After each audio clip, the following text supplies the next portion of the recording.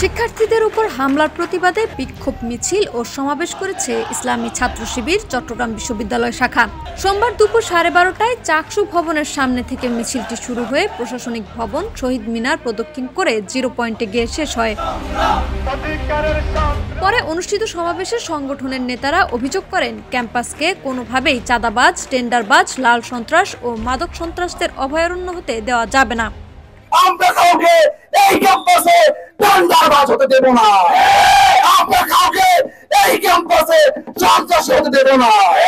আমরা কাউকে এই ক্যাম্পাসে মাদকের অভয়ারণ্য করতে দেব না।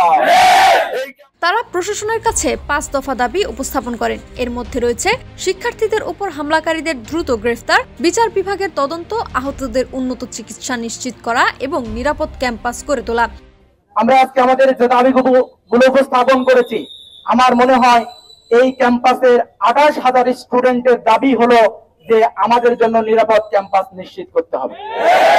নেতারা হুঁশিয়ারি দিয়ে বলেন, 24 শান্তিপূর্ণ পরিবেশ রক্ষার দাবি বাস্তবায়নে প্রশাসনকে দ্রুত পদক্ষেপ নিতে হবে। অন্যথায় 24 ঘন্টার মধ্যে দৃশ্যমান অগ্রগতি না হলে বিশ্ববিদ্যালয় প্রশাসনকে পদত্যাগ করতে বাধ্য করার ঘোষণা দেন তারা।